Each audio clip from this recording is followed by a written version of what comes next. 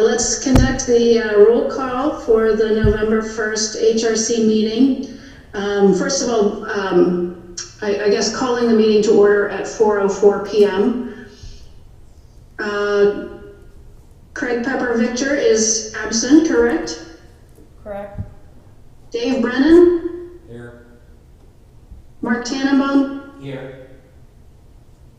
I'm here. Jeff? Here. Jason Wazorek is not here. And Chris Kinder. I am here. Welcome, Chris, to your first HRC Commission meeting. Thank you. So can we have, has everyone had the opportunity to review the minutes from our last HRC meeting? Do we have any changes to make? I didn't see any. We'll entertain then a motion to accept the minutes as presented. I'll make a motion to accept as presented minutes. Do we have a second? I do. Okay, we have a first and a second. All those in favor of approving the minutes as presented signify by aye, or raise your hand. Opposed? Okay, minutes pass. New business. Under new business, we of course have the joy of welcoming the new preservation planner for the city of Erie. Welcome, Chris. Chris, is there anything, I know you've had the opportunity to meet all members of the HRC already. We do have the meet and greet coming up. Is there anything else you'd like to share with us at this point? Not at this time, I don't think. I think I certainly have got to meet everybody, but Ms. Pepper, hopefully I'll get to meet her at the meet and greet or at some point in the near future. But I think everybody I've gotten to meet so far. Some I'm looking forward to maybe meeting one-on-one with in person and getting to know them a little more. We got the meet and greet coming up, so I am just happy to be here.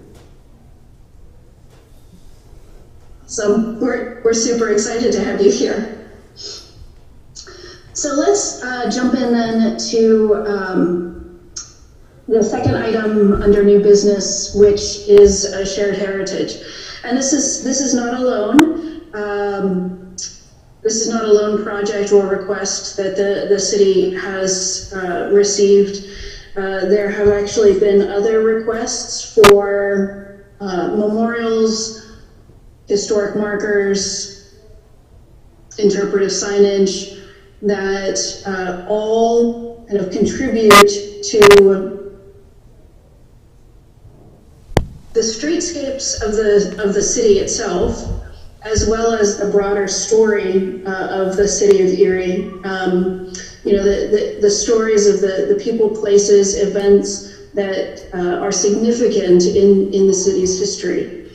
And so not only are we bringing a shared heritage to the group, but I would also say that this is a good time to also talk about Mr. Rob Britton's request to the city. Mr. Britton, his family created a funeral home. It is, and Johnny, since you're on, you can correct us if we're wrong, but he said that it is the first Black-owned funeral home in the city of Erie, and has requested a historic marker be placed near where it was located to again kind of memorialize that history. And so there are a number of requests that are like this that the city is fielding. And so we thought first perhaps we can present to you the information on the I have to say, in my own mind, I was going back and forth on the order of things. I was trying to figure out if Johnny and I simply present information on a shared heritage and then the commission kind of determine whether or not you want more information or you just want to approve it or how you'd like to be involved.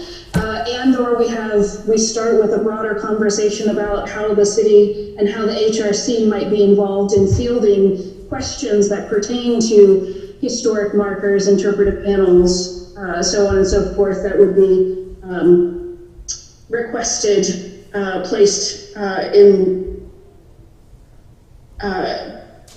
within the streetscape of the city. So let me start with this. Would it be helpful if we started with just giving you an idea of what a shared heritage is and what our group happened? I say our group, this is a little quirky. Johnny and I are partners in crime here. We have a third partner, Chris Majok, who's the professor at Mercyhurst University. The three of us, very clearly with Mr. Johnson as the lead, have been kind of spearheading an African-American history documentation project. So let's start with just presenting information on a shared heritage. Is that okay with everyone? Yeah, yes, I'll do it. Okay. Could I start, Melinda? It's all you. Okay, first let me say hello to everybody. I'm not at home, I'm in Ohio at my daughter's. I don't have shared heritage brochure in front of me, but I just want you to know that the shared heritage really started in about 1994. It's not a culmination, it's an ongoing project. And what we tried to do was we attempted to bring more African-American history from the state of Erie, the county of Erie, into the public domain. So what we have now is that we have the brochure that Melinda so kindly pushed up so you can see it. You can also go to the website www.sharedheritage.org to see exactly what we are about. The brochure, I think, if I'm wrong, get me right, Melinda, could contain 29 places. Is it 29? Mm-hmm. And these yes. places have been researched and found out to be very important to African American history in Erie City and Erie County. What we would like to do is to not only put that shared heritage on a brochure on the website, but we want to put it in something like a walking tour, if we could, downtown and other places where tourists who come here would be able to see some of the history that is here in Erie as far as African American are concerned. This is just a caveat. I've been here 51 years. I am not a native, but I guess I could be a native. And all of my friends who ask me about if they come to Erie, what is it that we can see that pertains to African American history? And the only thing that I could tell them was the flagship Niagara inside the museum, and there was 2 or 3 black sailors there. There was nothing else at that point in time that I could tell them about black history in the city of Erie or in the county of Erie. We have come a long way from that time, as you can see if you look at the brochure and look at all the hard work that has been done, not only by Melinda, Chris, myself, but Karen James, Sarah Thompson, Debbie Lyons. This is not a one-person show. This is a collaboration of all the people who feel that African American history has an important place in Erie City and Erie County. And basically what we are attempting to do is just to highlight this and highlight it in a way that it will bring tourists into Erie, but also make Erie citizens aware of the black history that is here in the city of Erie and also the county.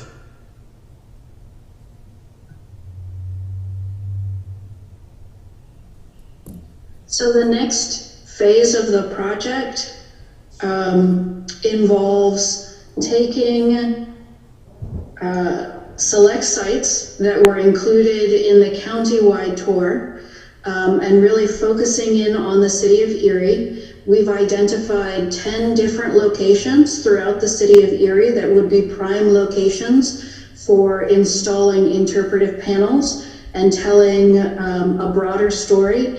One of the disadvantages of using a brochure format is we only have 2 or 3 sentences where we talk about each of those 29 sites. what we'd like to do with the 10 proposed interpretive panels for the city of Erie is again expand on that and tell broader stories.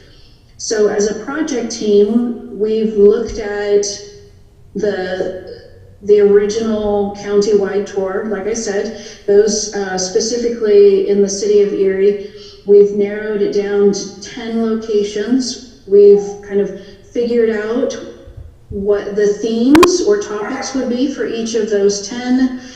We've prepared a budget. So for the overall project, we're anticipating the production of the interpretive panels would be somewhere around about $30,000. We have submitted a grant application seeking funding to fabricate the first 5 or 6 of these interpretive panels. And to give you an idea of the type of interpretive panels we're talking about, I'm not sure if I can share my screen, maybe. I think so. I think I can let you share your screen, let me make sure. Can you try it? See if it works. It says host has disabled. Hold on, where's the, sorry, am I right in front of you? Okay. Trying to get the, Frank. Oh.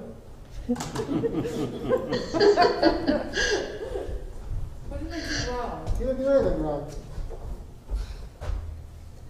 Oh. You could have just yelled at me. There you go. Awesome. And so know that this is kind of what we're thinking of at the moment, but it doesn't necessarily mean that this will, that ultimately this will be the final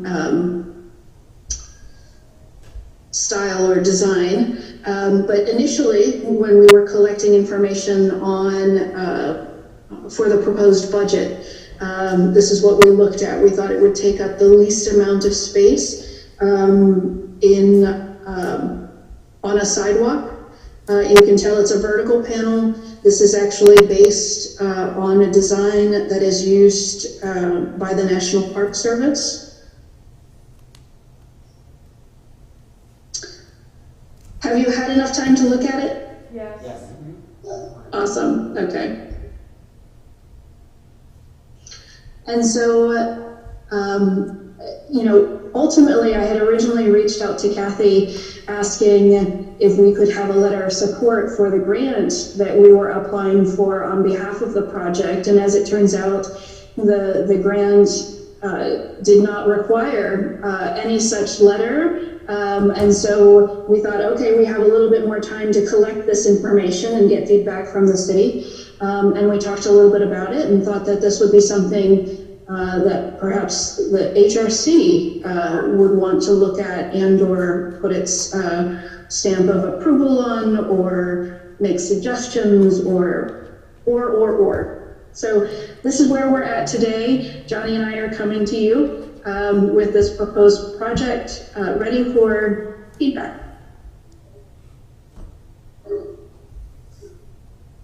Well, Melinda, I was just going to say, I know through council, I know Rob Burton has been talking to Liz, Kathy, and myself, and I know there's discussion there. So there's definitely support. We've heard some of the discussion earlier, and I heard you talk about it further. So I support it, and I don't know what the HRC can do, but it's definitely a well worth effort to assist with and to do anything we can. So. Just my thought. Melinda? I think it's a great. Go ahead. I think it's a great idea. I mean, I know Mr. Johnson, and with the work that he's done in the community for a long, long time, and the Burley Foundation, and all the work that historically that he does, and my gosh, I think it's long overdue.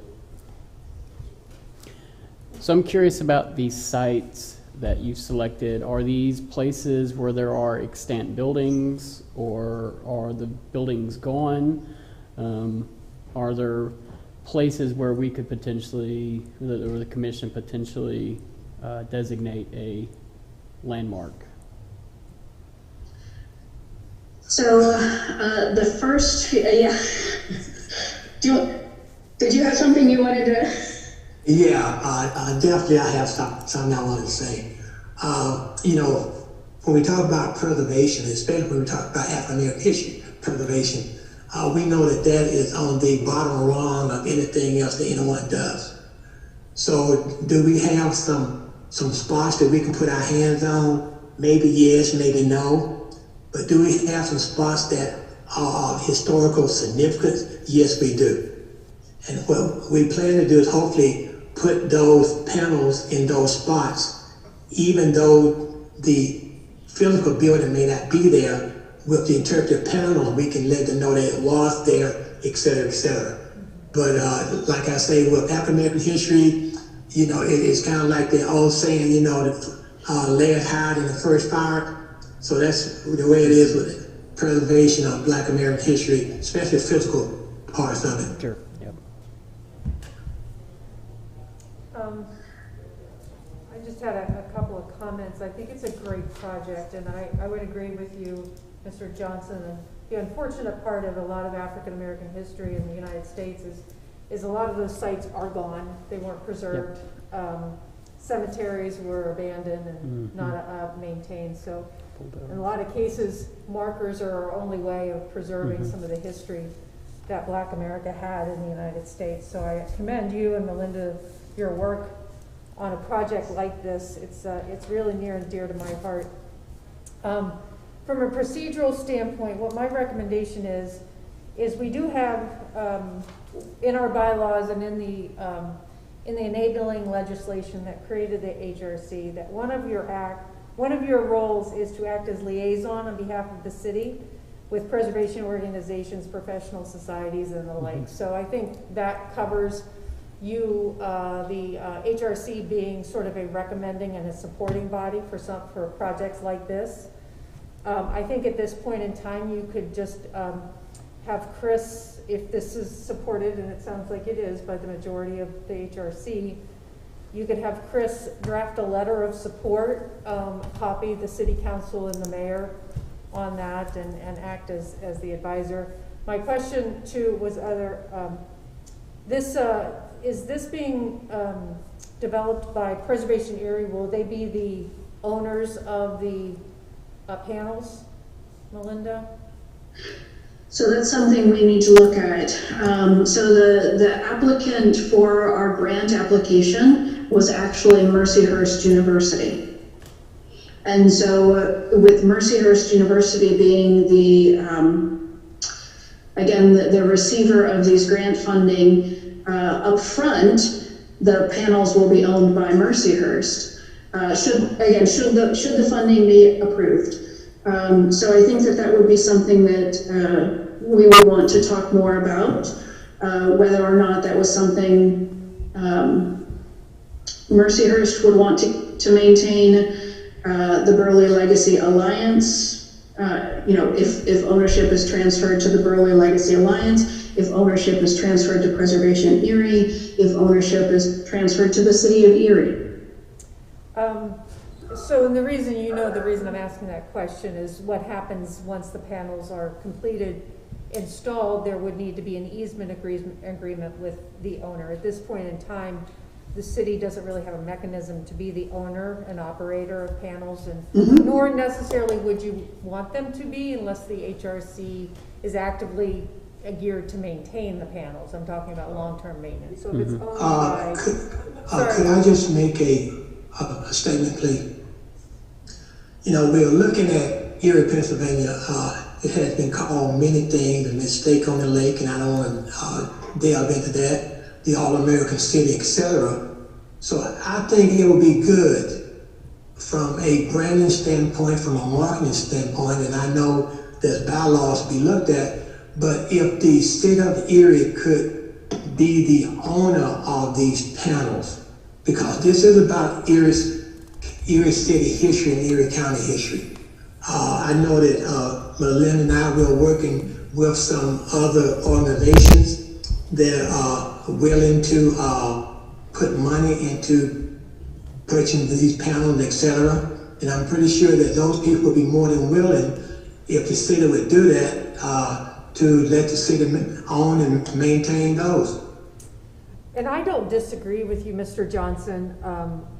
I'm just saying that the city in past practice has not necessarily been the owner. They've not stopped them from being installed. A lot of the things that you see installed, mostly public art pieces, are owned by the Downtown Partnership or Erie Arts and Culture, and the city gives them an easement to install it within a sidewalk or a right-of-way. And that's pretty much status quo with the city.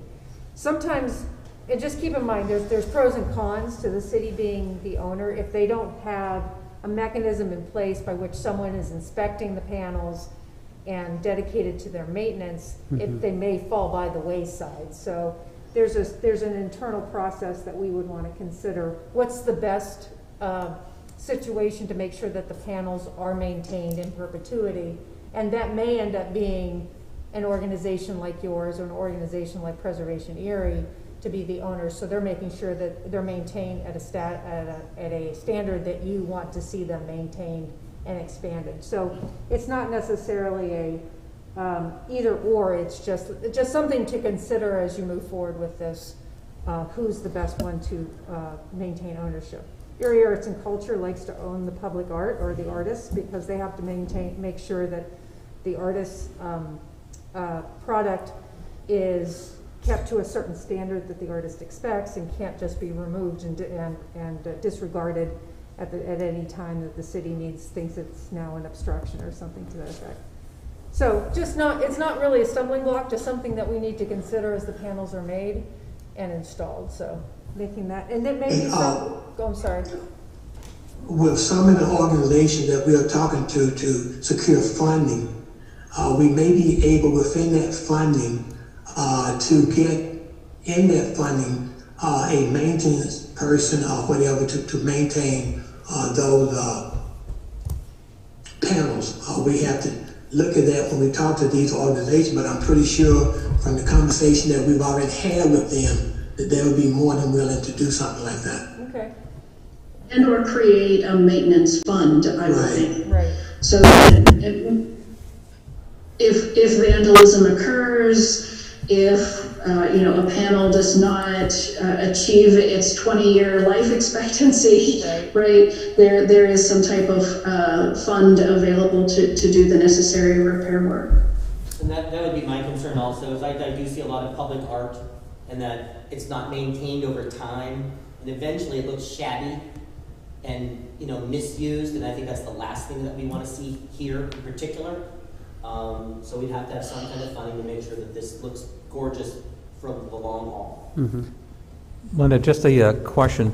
I'm not sure the locations. Of course, that's another discussion of the locations. But is there any opportunity as a consideration to have the property owner or the manager of the property maintain it?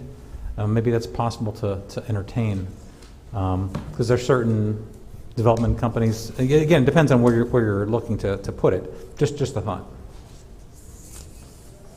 Because if the property owners maintain the property, shoveling, all that type of stuff, maybe this could be part of that if they would accept it. That could potentially be an option as well. Just to really go quickly through, just to give you an idea of the locations that we're talking about. So we're looking at the Erie Maritime Museum. That one would actually provide an overview kind of African American history in the city itself. The second one, we were looking at potentially third in French or sixth in French, and that would highlight what we're referring to as the Freedom Corridor, and talk really about the Underground Railroad era in the city of Erie. Another proposed location is West 5th and Sassafras, which would be right in the heart of New Jerusalem, Erie's first African-American neighborhood. And again, not to go through all of these, but our fourth one, we were looking at potentially somewhere around Perry Square, right, 6th and State Street, to talk more about the civil rights movement, since Perry Square is typically the meeting spot for any type of, yes, for protests, for activists, and that was a key location, whether we're talking about kind of the broadly themed civil rights marches, and or the memorial parade or memorial walk for Martin Luther King. All of those activities were really focused on Perry Square. So that just gives you, those are just kind of the first 4 that we've started talking about to give you kind of an idea of locations and themes.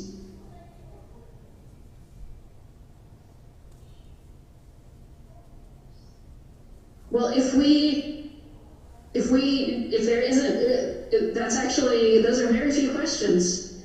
Whether or not it would be private property or the city of Erie right away, that's a question. And of course, ownership of the panels, that's always a question. Ongoing maintenance, and the feasibility of creating a fund to support ongoing maintenance of the panels. So did I capture those questions accurately? I think so. Okay. Were you looking? Any final thoughts, Johnny? No, it's the thing we're doing is that, we'll plant a seed and see if it will grow. That's all we're doing. Melinda, were you looking for action by the HRC tonight? I mean, we do have a quorum, even though you would need to abstain because of the conflict that your proposal, but we do have a quorum, and my suggestion is if they want to move forward with the support, that you request that the HRC approve the support letter for the project. Chris can draft that, and it would be signed by the vice chair, since Melinda has to abstain. Are you the vice? You're not the vice chair. Who's the vice Pepper. chair? Oh, it's Craig. Okay, so by Craig. Those would be my policy or procedural recommendations if you want to move forward with that. Craig is not here to chair the action, but Melinda, is that what you're seeking tonight? So if that is something, Kathy, honestly, there are a number of things that I'm hoping comes out of this conversation. One would be yes, to have the HRC formally vote to approve and or support this project to go forward. So that's the first thing. Yes, I would very much like to have the HRC kind of formally vote for that, or to vote whether to do that.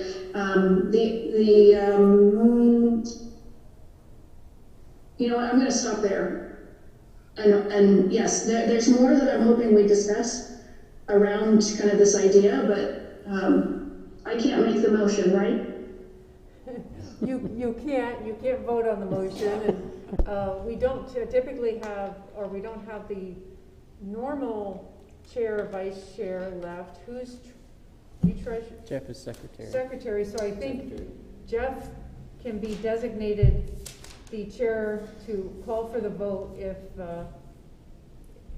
everyone else agrees that the secretary, I believe, without having Robert's rules in front of me, I believe that's the next step. I'm going to make a motion that Chris drafts a letter of recommendation for the Shared Heritage Program project to be sent to City Council, showing that the HRC endorses that.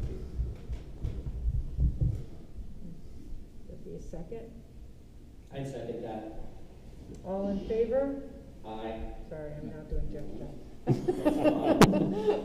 And Thank you for that. Okay. Melissa abstains, of course. So- Or Melinda abstains. So the broader conversation is, as we go forward, does the HRC want to create kind of more of a clearly defined structure around these types of requests? Because, as I mentioned, we have a second request from Mr. Britton, who would like to see a historic marker placed at his family's, the site of his family's funeral home. So, I suspect that these types of projects and these types of requests are going to continue to come in. In preparation for this meeting, I did do a little bit of research looking at other communities, looking at what other HRCs have done. And there are examples out there of HRCs that have a kind of a process, an application process in place, where you actually submit a narrative of what you want, identify the historical significance, and then of course the HRC reviews those applications and makes determinations of approval or requests to modify the project or denial. So there are examples, and I don't know if we want to get into that at some point, but what do my fellow HRC members think about this? Chris, what do you think? Well, one, I am very excited that in my very first meeting we're talking about a more inclusive role for the HRC in terms of a broader history.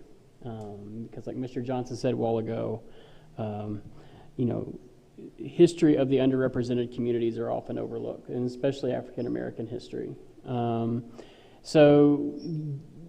My first thought is, there's certain guidelines I know our commission has to follow. I know we would be, things like signage within historic districts or designated historic districts. We would want to, they would, for all intents and purposes, I think, get a certificate of appropriateness. And I think we could follow some similar guideline when it comes to recommending or approving markers in other places where there may not be historic districts that we can designate, places that no longer exist but need a marker to at least let the people know that the site was historically significant. I think that we could adopt a process like that. Others have done it, as you pointed out, and I think it's certainly something that we could look at and talk about. I don't think it would be very different from some of the processes that we'll talk about here in a little bit. If I could add on to that, I think if there was a standard, if all of these are ultimate, because we're going to get more requests in time, but I think they should more or less look the same. Because everybody's going to want to do their own thing, and I think it wouldn't be a bad idea to have a design project that all of these things are going to look the same, so that there's some kind of continuity, they don't look hodgepodge. And that would be something similar to what like a state historic preservation office would look at in terms of markers. They have a design guideline to follow. So it could be, we could adopt something similar to what you're looking at for shared heritage, that, signs be, uniform to some degree, that they're going to tell different stories, of course, right, but they would be uniform in appearance, and not just a mismatch of styles and types. So I think we could certainly, I guess some of it's based upon the interpretation of the ordinance that creates the HRC to some degree, but I think we should have those talks and certainly be able to develop a process for that. I would add too, I think it's a good idea. You could do it within your bylaws, policies and procedures. Have it seem similar to a certificate of appropriateness, but maybe not as rigid. Yeah. Maybe this is something that you're recommending to the city, but I've even had people question me about legacy businesses and say we were the first distillery in Erie, and we would like acknowledgement of that, and there was really nothing locally that we had in place. So, I think there's a lot of opportunities to provide some support for these kinds of local designations that aren't necessarily following the zoning ordinance, but it's a support for these types of concepts. Or a business that's been around for 100 years. I know several have been around, and they've been acknowledged, and I think they even put their own plaque on their building. Yeah. That's why I tell them, I said, just put a plaque up there and say that you're the oldest, which is fine, but it would be nice if the city could acknowledge have a process where they're acknowledging that as well. But even when Mr. Britton was emailing, and I think council was trying to figure out what is the process for this. So we didn't have any process, so we were trying to figure out, and I kept on saying, well, I support it, what's the next step? Right. I support it, what's the next step? But And May I make a comment, please? Yeah. You know, we are talking about history, and we're leaving out the most important entity in the city and county is the Hagen History Center. Okay? So to me, anytime that you're talking about digging up some history or bringing some history in, and I'm very glad that you mentioned the point that the first brewery and so on and so forth, that should be something that the Erie History Center could or should become involved in.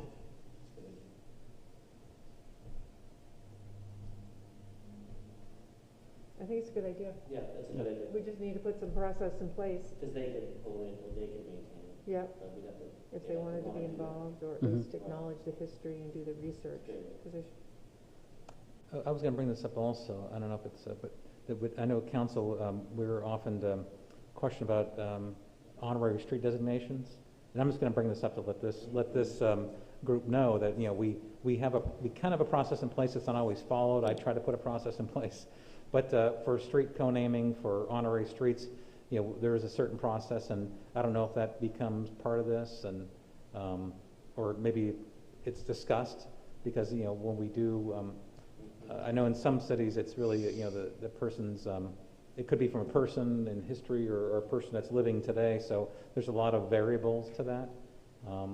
And on the agenda for a city council meeting tomorrow, what's today? Is today Monday? it's Wednesday. I mean, Wednesday. it's Monday, but yeah, it's. We're actually, Mr. Hagan, we're honorary street designation for West 6th Street from Myrtle to Chestnut. So I just wanted to let this group know that there's often, you know, councils gets these requests all the time, and we often struggle with the process to best do that.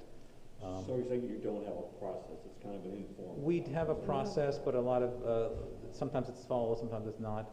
It's not really like set in stone. It was just kind of something that, you know, I put forth a resolution, and it was approved, and but sometimes it's not really. I know there's been John Banko Way, AGO, he has one, Earl's, he has one. Yeah. You know, there's like, you know, There's actually quite a few. Yeah, there's quite a few. Yeah, and really, that's part telling the history of, you know, not Absolutely. some of the more recent ones, but a lot of them tell the history of Erie. So I think that's important too, along with the historic markers. Mm-hmm. Maybe what you want to do as you think about this is look at the different categories that you may be able to put some things into. You know, like to me personally, naming a street after somebody, if it's not an historical person, would be of less importance than what Mr. Hagan is talking about or what we're talking about. So you may want to look at some categories when you are looking at ordinance. And just for fun, if you really want to get into this, it's like you could have all these sites could be like virtual reality, so that if you got to the site, you could put on goggles, it would tell you a whole bunch of stuff. If we're going to try to do stuff like that's like creative for young people, it could get really, you could have a lot of fun with this, and it could be really creative. And like you could go on a tour and actually see things and hear things. You know, you could make You it could more than just a do, plaque. okay, even without the goggles, the AI. where Yeah, the you AI put it stuff, up, yeah. it's QR almost code. like, Watch what a was it, video. Pokemon Go? Yeah, like Pokemon Yeah. Go, exactly. Where it's a game, no, it's a game, but you actually get a Well, yeah, history there's lesson. sites all over the place for that. Yeah, Yeah. there is. But that would be Do kind they of know a fun about concept. the Dennis Erie site, Melinda? Probably not. Which one is it? Uh-oh. But that would be a way to get even like young people involved in this, and like, you know, tech savvy teenagers to get involved in this, as opposed to, Be I mean, great. as good as the plaque is, it could be Be a more gr- interactive. Yeah, be a great way to incorporate oral history, things And like world that. history, yeah, it could say anything. It's exciting. You guys are gonna have work ahead of you. Mark's going to take care of all the All sites. these Well, good ideas. we were just thinking about doing that at Packer, like a Yeah. thing with like the Yeah. history of the building and different parts of it and stuff like that, and have different images show up when you got there. Well, and what I appreciate about the Britton Funeral Home marker is it went to council and it never really got anywhere because council didn't have a process of, okay, what happens next and what do we do? Now that the HRC exists, they could have said, well, send it to the HRC and have them look at it, work on it, someone advocate for this gentleman who wanted to, it was his grandfather, right? The grandfather? I believe I think so, so. not 100%. Anyway, so this gives city council some, at least the next step that's a little bit easier than just kind of floundering around. And especially if these sites are missing, if the buildings themselves are gone, but there's images of those buildings. Yeah. I mean, they could be on your phone and you could hear them and see them. And then as you get into your preservation plan, Mm-hmm. that's where all of this comes together. Yeah. And you're able to get all of the sites that are Sure. potentially, important for African American history, and just the list goes on and on, that you can embody in a preservation plan. Absolutely. So it's very exciting. Absolutely. Anyway, I think we're all. Well, so just a point, I don't know that the virtual should fully replace No. the plaques, right? It's used to enhance it. I just want to make that do the point because plaques, I do the know plaques, absolutely. to actually put a marker in the physical environment, in the built environment, that becomes almost like an everyday reminder to folks that something there exists that was significant. But so to kind of build on what Johnny was mentioning with categories, so there are certainly examples, lots and lots of examples of HRCs like ours, that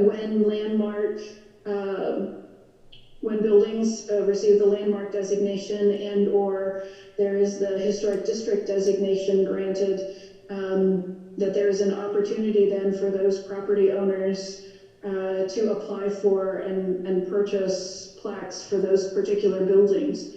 Again, those that have been designated as landmark and or contributing resources within a designated historic district. Others have both or other processes that have this more citywide approach that include historic places and events that go beyond the designated landmarks and historic districts. So just putting that out there. Have we beat this up enough? I think we're good.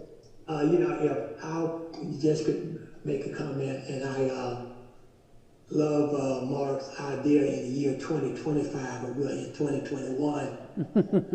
And I would hate to put everything up in the cloud because the cloud may float away. So it's very important to have hands-on things that for people to see and to feel. Yes, Johnny, I was actually saying in conjunction with, but absolutely put the panels up. I'm not saying no to that. But you did have a good idea in the year 2025, not in 2021. It probably will take us 4 years to figure it out, so. It's fast. You can do this stuff. We're usually 10 years behind, right? I know, we need to get a younger person on the board We'll to catch up. figure that out. Chris, you can figure it out. Yeah, You we'll understand. catch up. When your kids get here, have them work on it. I'm not that much younger than you. So just to kind of wrap up to the Britain request, Dave, is that something that council would want the HRC to look at? Right now, I know Liz is kind of taking the lead on it, and I had offered any assistance. And I think she's putting together a resolution to have something started. But I'll ask her to maybe we can connect together and see what the next steps are. She wrote a long email this morning, and I haven't got a chance to even look at it yet. But she's taking a lead on it. Okay. But she's doing some writing and some other research along with that. But I think part of it for council was bringing together a resolution. But I think she's doing some homework first. So I think that definitely there's some discussion needed there. How soon would you want some draft processes in place for such a thing? Do you want something? About 2 years ago. Well, exactly, but would you like me to have something that we could talk about next month or I was going to later? suggest that they actually just be put into the bylaws. Well, yeah, certainly. Yeah. And since we haven't adopted them yet, now would be the time.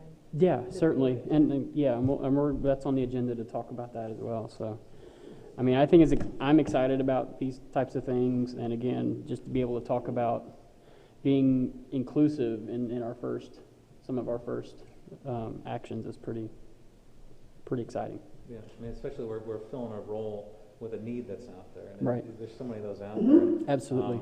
And if we could assist and create a process, that's Yeah. great. And do it in the beginning instead of adopting it later. Yeah. I think it's a great idea.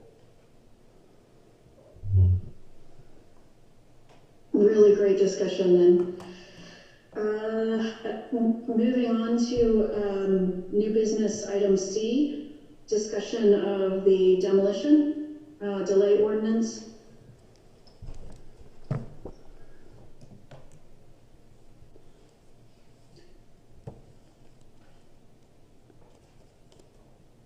Is this something, Chris, is this something that you would like to start? Yeah, I'm looking for, I printed off copies of what Jeff had written. And I know, and Melinda and I had talked the other day when we met about making sure that that everybody is clear on the ordinance, that the HRC has purview over demolitions only in those sites that are designated as either historic overlay district or locally designated local individual landmarks. So, and that's part of the certification of appropriateness process, is that anybody who's pursuing a demolition within one of those designated areas, that's when the HRC reviews those things. And as part of that application process, they would be submitted, the applicant would be submitting an application package, which would include all the specifics about why they're demolishing something, the reasoning for it, any design plans for if they're going to build something new. And that would also be part of the certificate of appropriateness, would be, if they're demolishing and building something new. And then the ordinance also kind of lays out some additional tasks for us to consider if a demolition can't be avoided, or if the applicant doesn't want to do something else with the property. Is this subject demolition delay for just historic districts or for the whole city? Well, I mean, right now, what's in the ordinance is that we're only given review authority within historic districts. But I mean, this discussion item is about the entire city or just historic? Yeah, so I guess that's what the next discussion is what the HRC like to recommend, creating a demolition or proposing a demolition delay ordinance that would give us some more authority to review demolitions of any building 50 years or older, or 75 years or older. Do we want to make that type of recommendation that City Council, consider something like that would give us some broader authority over demolitions? I've not done any in-depth research yet as to how that would affect us, if it would create a backlog of work. I know there's a lot of demolitions taking place. Do we want to review every demolition of any building over 50 years? I mean, that might be a lot of work. It may be something that drags us down. It may be a good thing. But, that's something for us to just... Zoning ordinance then? I mean, because we're only limited to historic sites. It becomes a demolition. Well, right now, the city does have a demolition ordinance, which before last year we did not. Okay. There was nothing regulating demolition, which was a little frightening. We do now.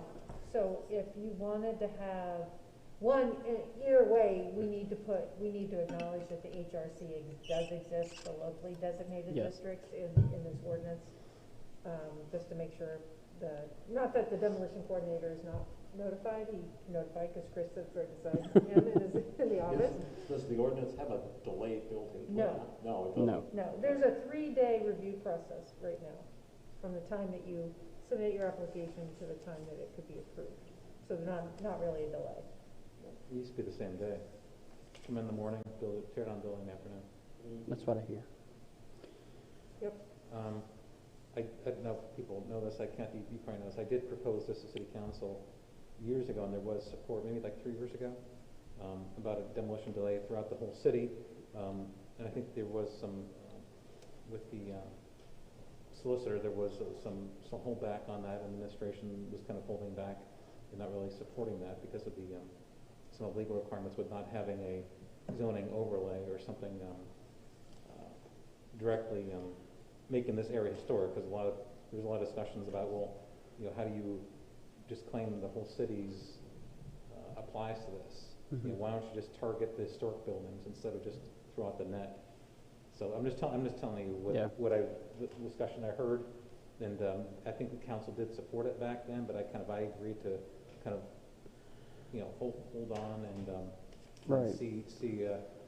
talk about we then went to putting together a preservation plan. So I think we're just taking the steps to get there. Did council vote on it, or you just presented? I think I had a resolution, and I think we voted in favor, but I had forgotten. It's been like 4 years or so. It's really what prompted the creation of the task force. Yeah. Like, let's look at historic preservation holistically. And that's why I kind of said, okay, I took a deep breath and said, okay, let's do this. And I think it was the right direction to take. Yeah. We wouldn't be sitting here if we hadn't done that. So, but I think that the key is how do you target the buildings that you want to save and not just throw out a net and include everybody. I know targeting it is with the zoning overlay, so that's a way to target them. Boston has a very good demolition delay ordinance. I read that. and is it throughout the entire city, or is it within their district? Because there's many demolition delay ordinances out there, and they usually apply to a overlay district or a historic district of some sort. I don't know of too many that just throw it over the whole city. Yeah, I think Boston being a big historic town, they've expanded it to cover that. Yeah. So it's not a designated area. Yeah. They still want to slow people down and not just let them do it. I mean, I've seen wording too where it says unless, demolish a building and there's no future plans for that site, that's forbidden. But we do a lot of that, and I'm saying your insurance is doing a lot of good things over there, right? We don't want to put something there that says if you have no plans for the site, you can't tear the building down because they're hoping to get rid of the blight. I don't think there's any way you would totally prevent it from happening, but you put a delay on it to provide a window of opportunity for them to possibly find another a way to deal with it. But I don't think there's any way to absolutely say you cannot. Something we're saving too. If it's a blighted building, we don't really care about it. Like there's been some, like the one on West 6th Street, I keep thinking about that they tore down, but everybody was upset about it. Yeah. So, I don't really have a direction for you. I think if you wanted to do something along those lines, it would be done within the demolition ordinance itself. And so we could look at that. I'll throw that into the Google Drive for everyone to look at. It's pretty basic. The difference too from when you first proposed it is, one of the questions was, well, who does the property owner go to look for different options for the property, other than just demolition? So I think if you're considering that, the HRC is the body that they would come to and say, okay, now what else do I do with this property? In lieu of just city council, now we have this advisory group. Yeah, so there's something that you can consider as well. But I think it goes back to, does it make sense that the entire city be included, or there are certain areas, and maybe that's through the preservation planning process, you find the areas of high priority for preservation efforts and you designate them as what we want to see, the demolition of buildings in those areas, even though we don't have a local district designated. So for the minutes, are we saying that is a task the HRC is going to take on, or is that going to be the zoning office that's going to pursue this? Which task, Jeff? The demolition ordinance, a Yeah. citywide demolition ordinance. It would be up to the HRC to come up with recommendations of what you would want to see. We could Okay. help draft the language. But it would be up to the HRC to come up with it. and then advocating for it at the city council. But it still has to be passed in general. Yeah, yeah, it'd be an amendment to an ordinance, so. And I think another discussion was, how many are there, and would the administration be bogged down by setting up these discussions and approvals of all these demolitions? Again, I'm not even sure how many demolitions we get. It was not as big a number as I thought, but I Yeah. can't remember the number offhand. I mean, it wasn't they're not knocking down buildings left and right. Yeah. Yeah. But they're still a pretty good number. Most But of it's the not- ones, Something we don't care about. most of the ones you see are officially blighted, and because Yeah. there's funding for that. But you do see occasionally that through insurance And- and EVDC. And even for some of those that are blighted, if they're using federal funds, they're already going through a federal Section 106 review process. As I say, if they're already officially blighted, then they might be exempt from this process because they're officially blighted. But otherwise, they would be, I would suggest that we would include that, if it's already been declared blighted, that, then they get turned down. yeah. Because that goes to Jeff's point, that some things are better turned down. Mhm. But they have to be officially Declared, yeah. declared. And I don't know I don't know how we fit into the blight process yet either. So, I mean, some things may be blighted that can be Right, absolutely. salvaged, rehab, things like that. And I think part of our ordinance even outlines that we be an advisor on how to rehab some of those. And I think getting you actually officially on the BPRC is the first step. Okay. So you have the staff support. I am on the BPRC, but it Okay. should be you, it should be you. All right, so the action item is for the city, for the HRC to make a proposal, a citywide demolition ordinance, and then take it to city council. I'm sorry, say that again, Jeff? So the action item is for the HRC to write a proposed citywide demolition ordinance that would then be taken to city council and say, here's what we think we should do. An amendment to the ordinance, Amendment to the zoning the ordinance. demolition ordinance. Yeah, there's already a demolition ordinance. There's just not a delay or review process for the HRC.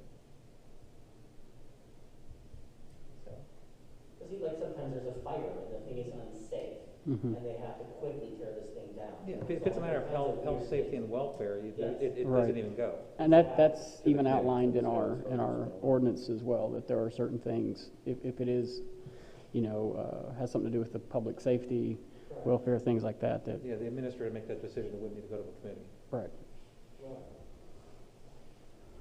Because you don't want to get bogged down in everything. No.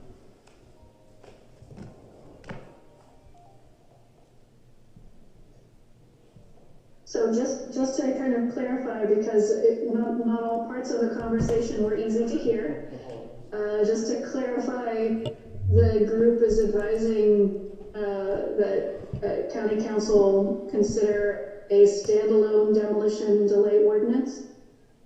no, we're suggesting looking at the existing demolition ordinance,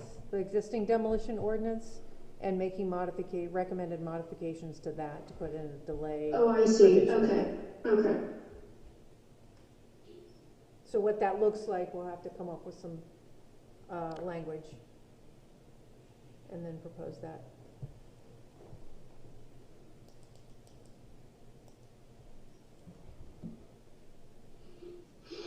Is that something that the group is prioritizing, or are we giving ourselves time? Is that something that, just thinking about timeline, right? It's always interesting and good to maybe set expectations around review of that review and or when work might be completed. Are we thinking that might be something that we would have done between now and the next HRC meeting, or is this something that is going to take more time to do?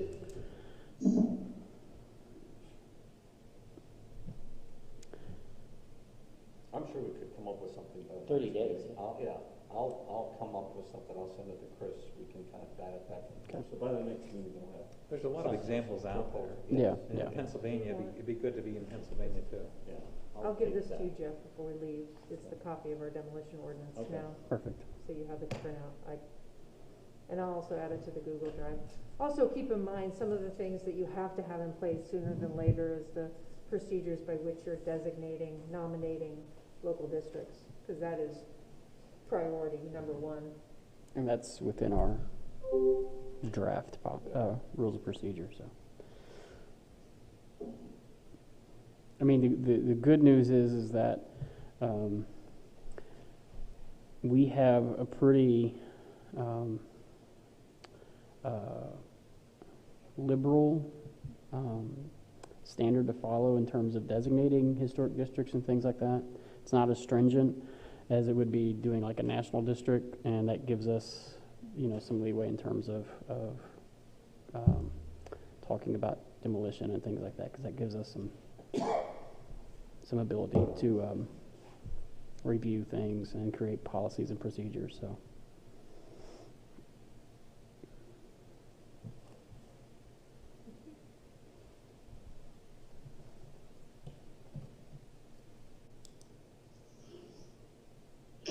Can I take the silence as we're ready to move on to the next agenda item? Yeah, we're just staring at the screen. You probably can't see us very often. I tell you what, it is so difficult being the only one remote. Moving on to old business then, we do have kind of a list of assignments per HRC member, things we each agreed to do some research on and present to Kathy and now Chris. How are we doing, Chris? Well, Jeff has been great about sending some things, and actually, some of his suggestions have been very good, and I've added those the documents he sent to the Google Drive officially. I believe they're up there now if you can access them. As far as in my first week and a half, one of the things that Kathy, the first day, really kind of stipulated was that she wanted to see some sort of bylaws, rules of procedure, something of that nature. So I've worked hard the past week and a half to kind of build something quick. So it's kind of quick and it's a little dirty. It's a very rough draft. It's 12 pages long, and it doesn't include everything that we could have. I mean, we've talked about a few things that we could add to it tonight. And I don't know if everybody's had a chance to look at that yet, to review it. And I sent out a kind of a revised copy just this morning. So, but it is a rough draft of what bylaws, policy, or rules of procedure can look like. A lot of it is language pulled from the ordinance. It's pulled from some other municipalities who have their similar documents available for us to review. One of the things that some communities have done is present a very vague process. So I've tried to make this a little more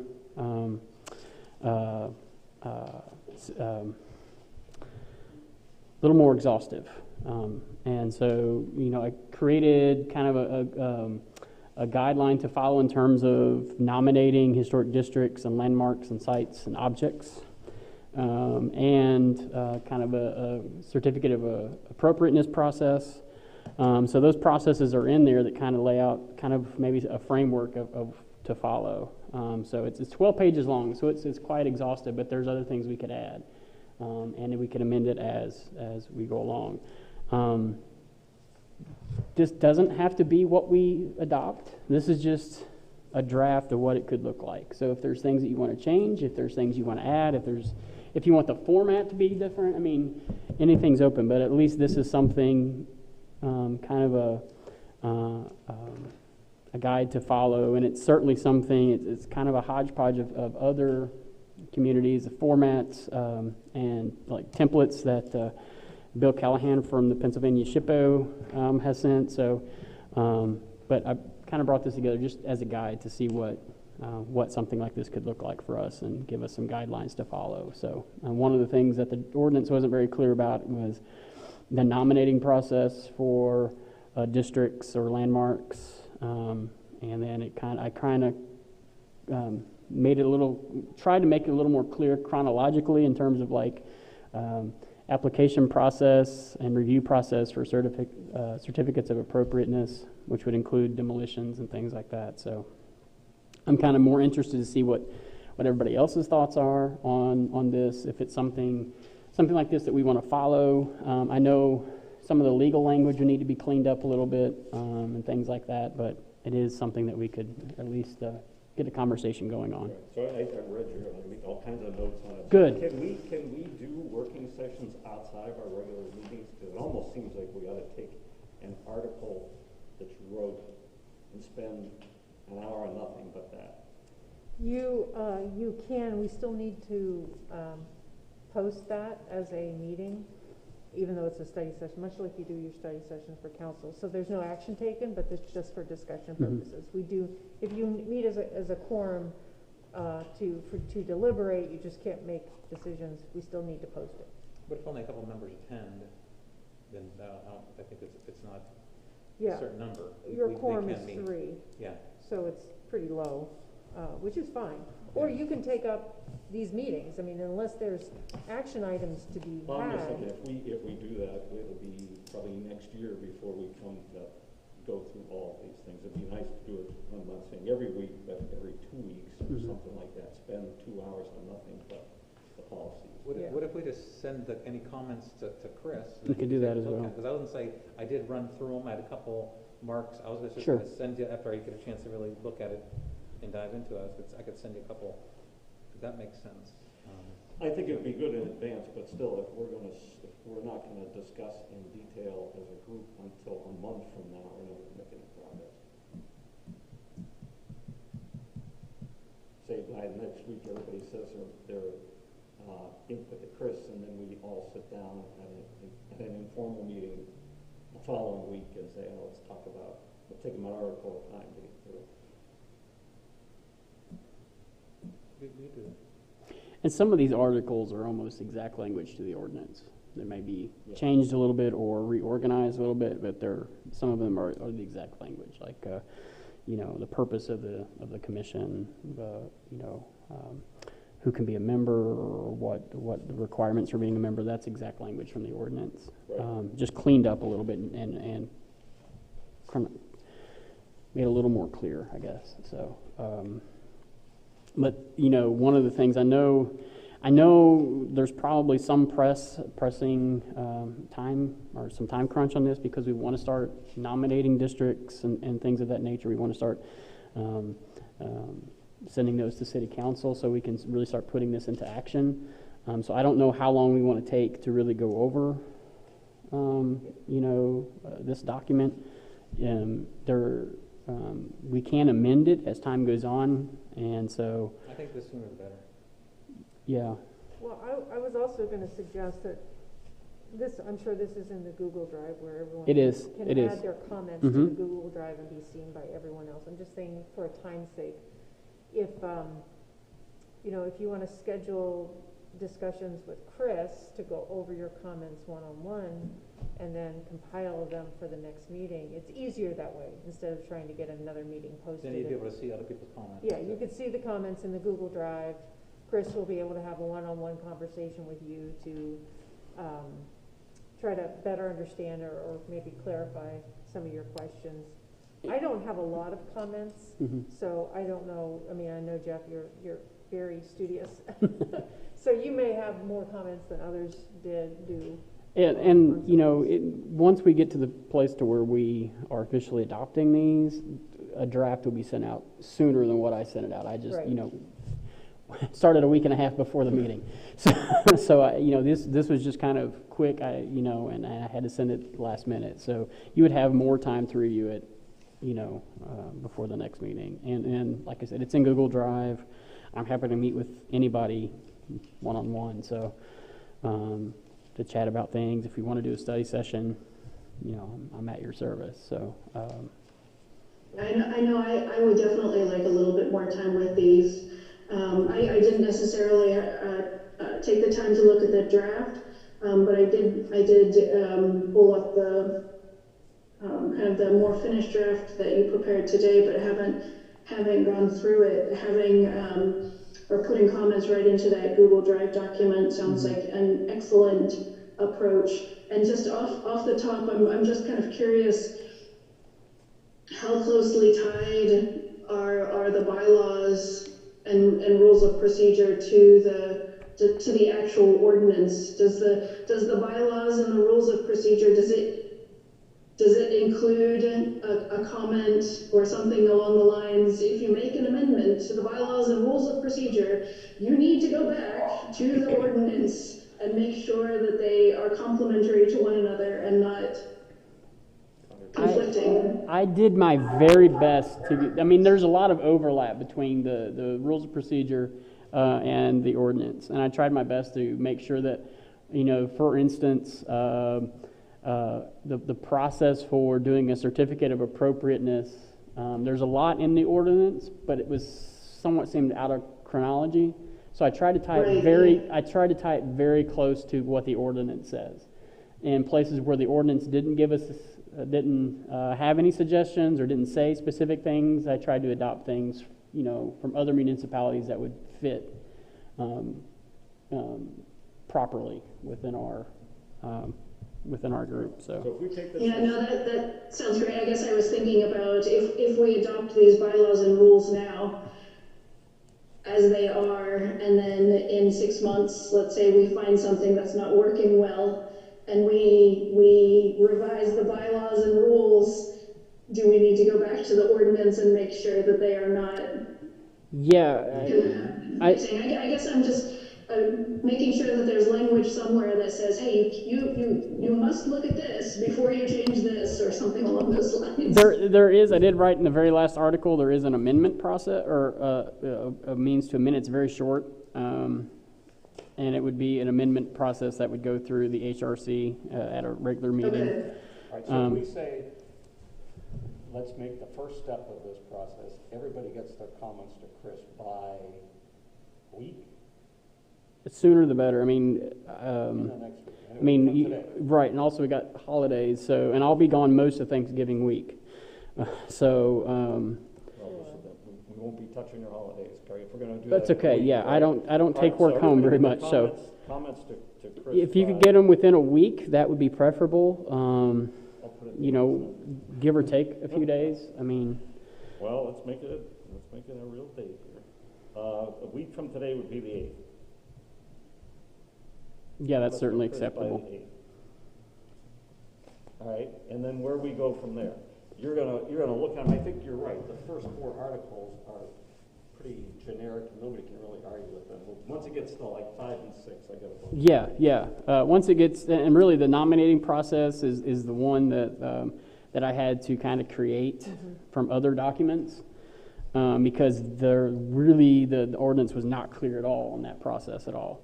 So once you have everybody's comments, you can kind of distill them down. And Yeah, I'll distill them down, and you know, if you want to meet one-on-one, we can do that. We can schedule time to do that.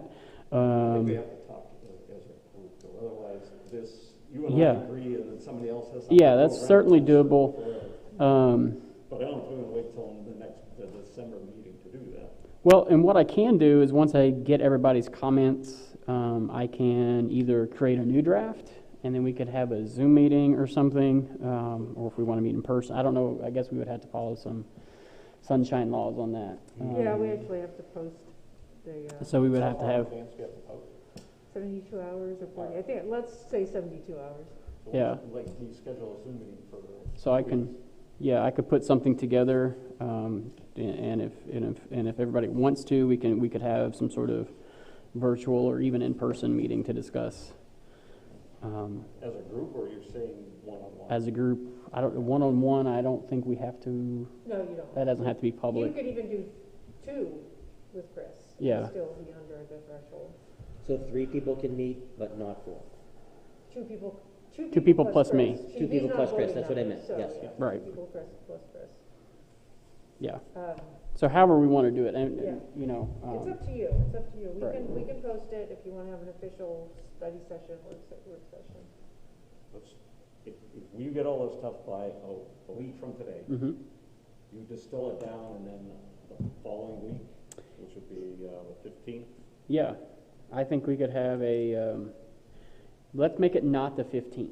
I have something coming up that day. What would you like? 16th would be fine, anytime that week. Or if you want to do it early in the morning, before Well, noon. that's the next thing, time. What's the best time for, it's gonna be hard to get everybody together. I don't know. This time of day seems to work these days for meetings.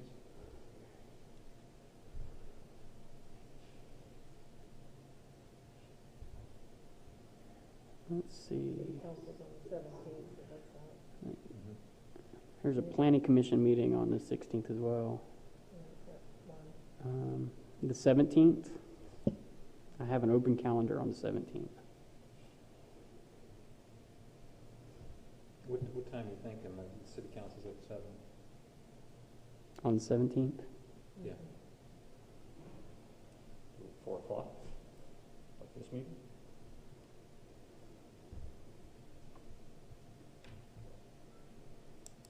Yeah, that works for me. All right, and the purpose of that will be to discuss, well, we'll start with whatever article you've got the most comments on, and Okay. try and hammer out an agreement on your final ordinance. Okay.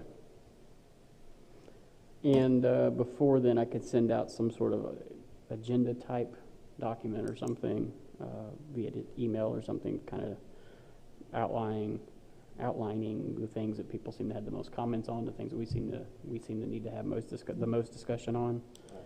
All right, that'll get your policies faster. Yeah, the nomination process is going to be a little wonky because it's not only are you designating the local district, but you're also rezoning.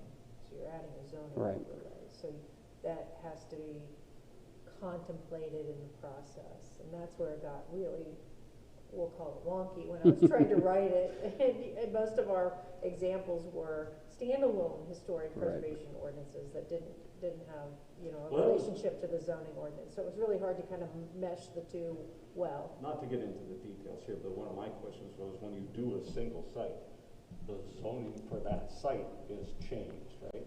It's Maybe overlaid, so you actually have two. You have the underlying zoning district, which regulates mostly uses for that property, and then you have an overlay that designates how the property can be treated under historic. Now, is that incorporated into like a deed restriction? If I own it and I sell the property, that historic designation goes with it, I am still bound by all of the That's correct, and that's done through zoning. Okay, so it does it, because it's rezoned, it's not a deed restriction, it's actually a zoning. Is that zoning. considered spot zoning? No, because we've contemplated that spots will be zoned individually. Because there's wording in the zoning ones about you have to, if you're designating, it has to be between 2 cross streets. You can't just pick one property and spot zone it. No, So- that's for mostly zoning that has to do with the use. This contemplates that spot zoning would occur, spot overlay zoning would occur. All right. And that'd be for like individual. Yeah, that's what he's Those questioning. are the kind yeah. of questions Yeah. that I have about it, and we can hammer out the answers there. And some of it, I don't know, some of that language might be better off in an ordinance instead of the rules of procedure. I don't know. How detailed do you want the rules of procedure to be? Most of the cities I looked at were pretty vague. Yeah, we'll never think of all the possible things that Yeah, can happen. yeah. I'm sure there's going to be stuff that'll come up that Yeah. won't have covered, and then we'll be scrambling. There's also some language in there in the ordinance, for instance, when it comes to certificates of appropriateness. And I forget the other one offhand. I marked it.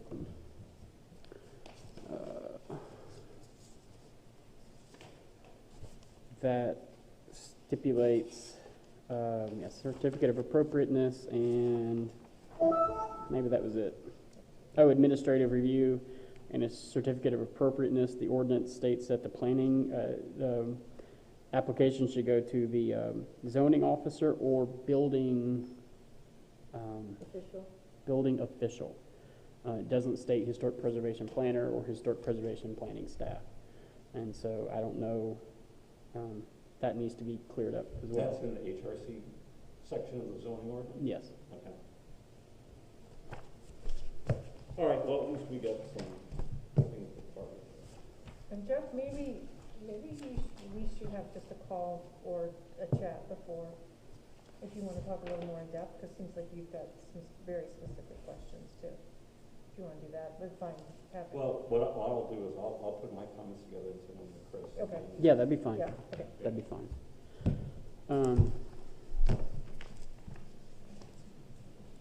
So did I hear at some point a meeting scheduled around November 16th or 17th? So, Yes, so have comments, if you can send comments, any comments you might have about the draft of the bylaws and rules of procedure, send them to me by November 8th, if you can.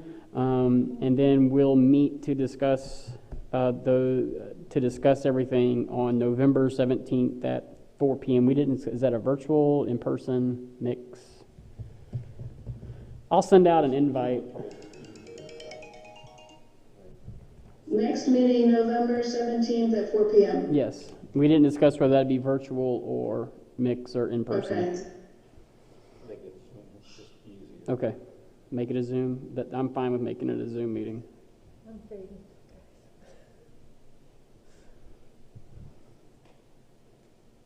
I'll create that invite and get it out to everybody soon.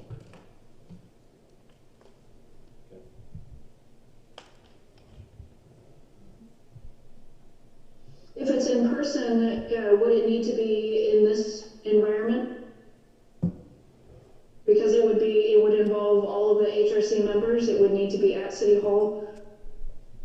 No, we could just keep it, we could host it virtually and then have it available for viewing public. publicly or record it. We've done that where it's just recorded and then public can watch it. Okay. But that Zoom meeting has to be publicly Accessible. Public members for that, right? All right, so Chris, you do that. Yeah, I'll figure out how to do all that. I think so. I'll figure out how to do that.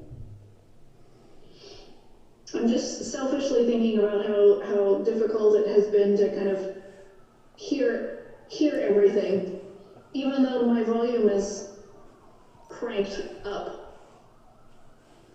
Yeah, the hybrid in this room is terrible. It's been a challenge, Melinda, every time we host the hybrid meetings here. So is there, are we at that point in the agenda? Is there anything else to discuss, or is the group ready for adjournment? I would like to add something real quick. This isn't really part of the procedures, but maybe it should be in the future. I did receive notice today from our zoning office that the EDDC has submitted a demolition application for their buildings on North Park Row, which I believe include the bus station. Mm-hmm. So I just want to make you aware. I know at this point there's not much we have the authority to do. Buildings or buildings? There's two in there, so there may be Coconut Joe's. Is that Coconut the- Joe's. Marlena Place is actually historic per se. I know that John doesn't feel that the bus station is historic because it's not the original building on that site. That being said, I'm pretty sure that's on the National Historic Register. It's a district, but it's not individually listed. I Correct. see. Yeah, I don't think if I understand it right, didn't meet the 50-year threshold when the National Register nomination was written. That's how it goes. And the period of significance Yeah. predated the bus. I was going to say, yeah, in the original North Park Row National Register nomination, it was not listed as a contributing resource. It also did not meet the determination of eligibility criteria for listing as an individual resource. It was, however, identified as a contributing resource within the proposed Lower State Street Historic District. When was that proposed district? Was that a later? I'm sorry, what was When it? was that proposed? When was that Melinda? proposed? Just recently, when we looked at that in the past 2 years? Or was that before? Well, I would probably go with, the most recent Okay. assessment by That would the make State sense. Historic Preservation Office. They came to town and walked the city of Erie in, 2018, 2019. Yeah, he would have and been at talked the first one. about potential changes to the Lower State Street Historic District. So, yeah, yes, that would be a contributing resource within that district. I know that that architect and that exact bus station have been preserved in other cities. Yeah. It has. It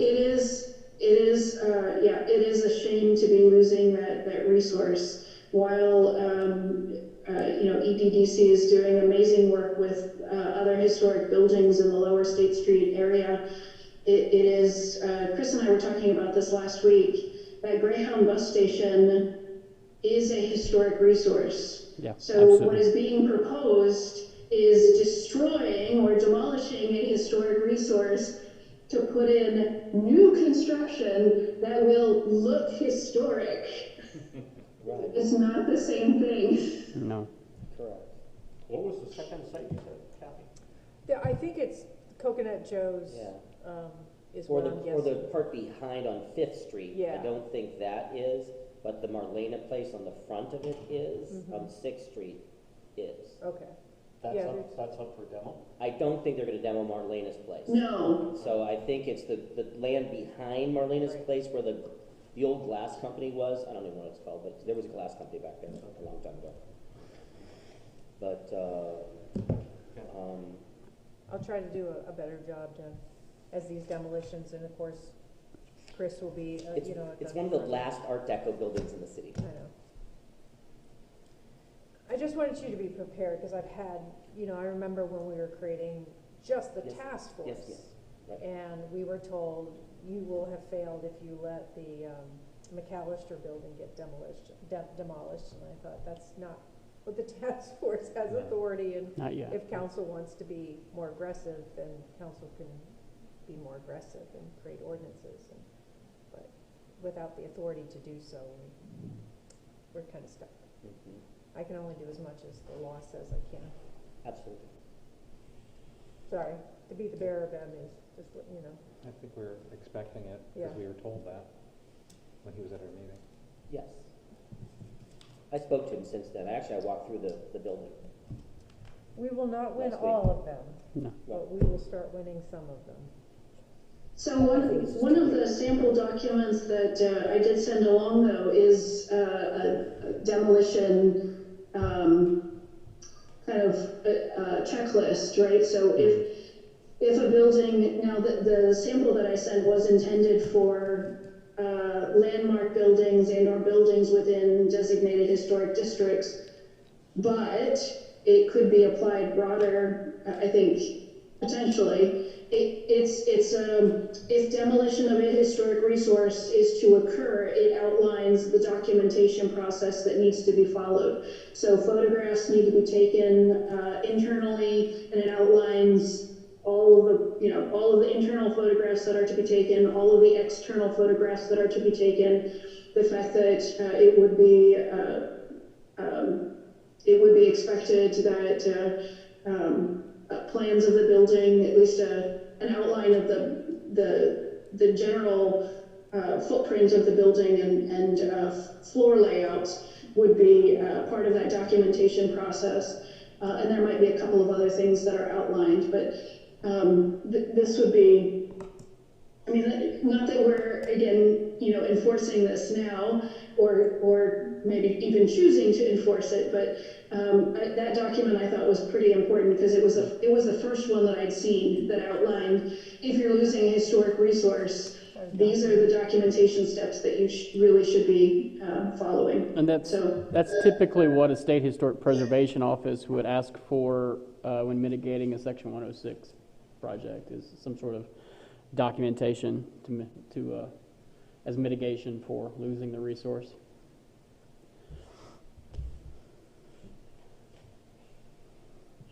Is there anything else, or are we ready for a motion to adjourn?